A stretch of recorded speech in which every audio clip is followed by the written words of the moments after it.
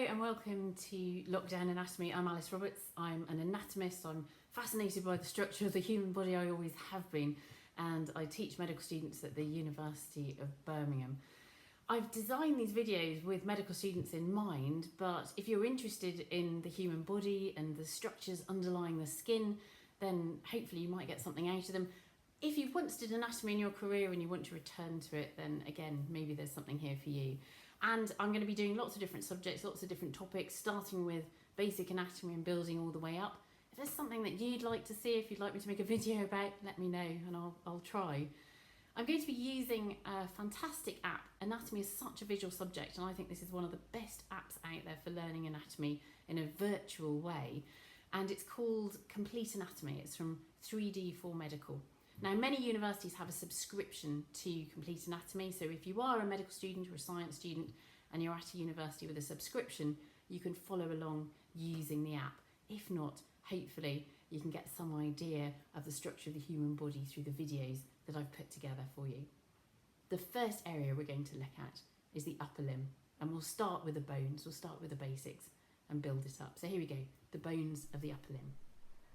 And here they are. So I'm manipulating these on my iPad. I can zoom in and look at the bones in more detail if I want to.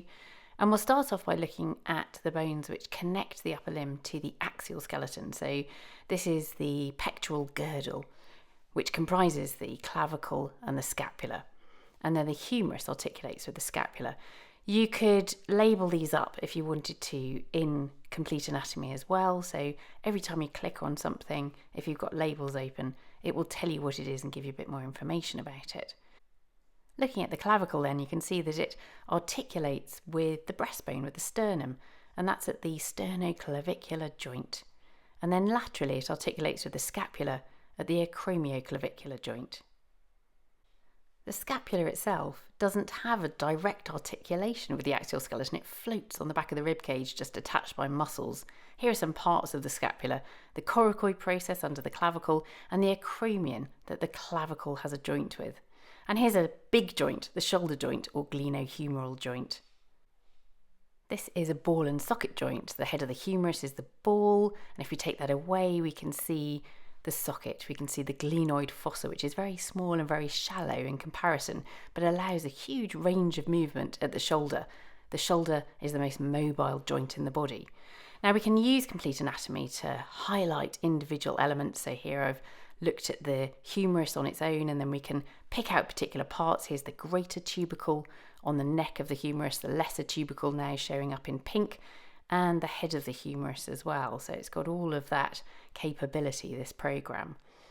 Let's have a look at some of those structures around the neck of the humerus, the top of the humerus in more detail.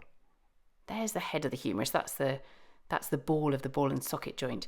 There's the greater tuberosity, a big lump, the lesser tuberosity, a smaller lump, and between them, the bicipital groove or intertubercular sulcus. And that green line running up there represents the long head of biceps brachii, a tendon which traverses the shoulder joint and attaches to the top of the glenoid fossa at the supraglenoid tubercle. Now let's go round the back of the humerus and have a look at some of the features there. Or in fact, first, let's have a look on the side. There's a very slight bulge. It's not very big in us, it's much bigger in gorillas, but that's where deltoid attaches, the deltoid tuberosity. Just beneath it, we've got the spiral or radial groove where the radial nerve wraps around the back of the bone. Now let's have a look at the distal end of the bone. That means the part which is further away from the body. So we can see that's quite complex. There's a little ball-shaped capitulum, and next to it, a little pulley-shaped trochlea.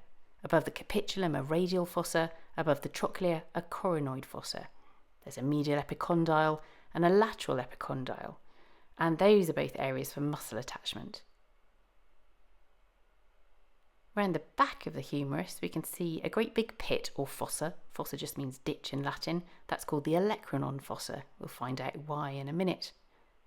Now we're moving on down to the bones of the forearm. The bones of the forearm are the ulna and the radius. So there's the ulna. That's the one on the inside, on the medial side, or we say the ulnar side of the forearm.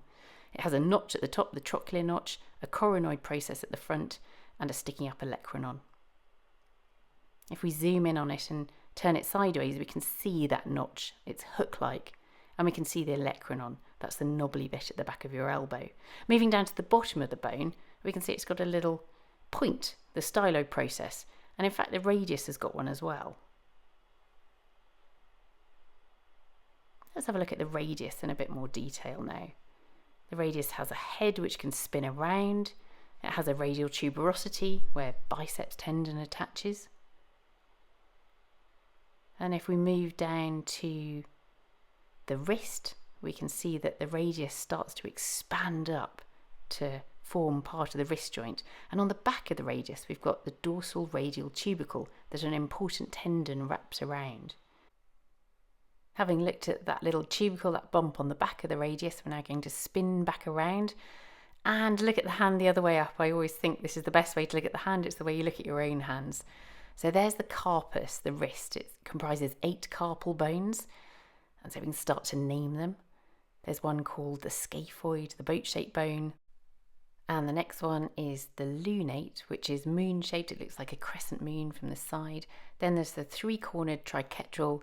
And in front of that is the pisiform bone, a little pea-shaped bone, which is embedded in one of the tendons of the hand.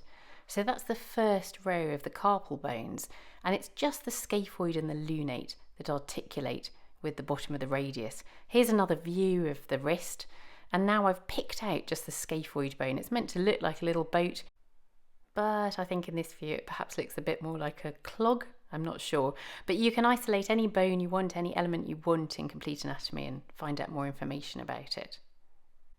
Let's go back to the complete carpus and look at the second row of bones. We'll start with the hamate, that's on the ulnar side of the wrist, on the medial side of the wrist. Then the capitate, like a keystone in the arch of the wrist. Then there's the trapezoid bone and the similar sounding trapezium. But a good way of remembering that is it's trapezium at the base of the thumb. So that's the most radial of that second row of carpal bones. And now we move into the hand to look at the bones which are in your palm and also at the base of your thumb. And these are called metacarpals. So over on that ulnar side, there's a metacarpal, and that's the 5th metacarpal. That's going to support your little finger. Beneath your thumb, there's the 1st metacarpal, much more mobile, and then between them, the 2nd, 3rd and 4th metacarpals embedded in the palm of your hand. Let's look at the finger bones now. They're called phalanges, and if we look at how they articulate with the metacarpals, the name of the joint just comes from the name of the bones. So these are called the metacarpophalangeal joints. Bit of a mouthful, so we tend to call them MCP joints. If we look at the individual phalanges, we've got a proximal, middle and a distal phalanx, 3 in each finger. Check your fingers to make sure you've got them. So they are joined by the interphalangeal joints. There's a proximal interphalangeal joint in your fingers, 1 knuckle, and then there's a distal interphalangeal joint forming another knuckle. Now we tend to call those the PIP and the DIP for short. If you look over at the thumb, you'll notice it's only got 2 phalanges, a proximal and a distal phalanx. Again, check that in your own hands. So we've looked at the entire upper limb in terms of the bones, from the pectoral girdle all the way down to the fingertips. Next time, we'll look at some of the muscles of the upper limb. So I hope you enjoyed that short video, and next time we'll move on to the joints and the muscles of the upper limb. Let me know if you like these videos, like them, share them, and let me know if you'd like any particular content as well. Thanks very much. See you soon. Bye bye.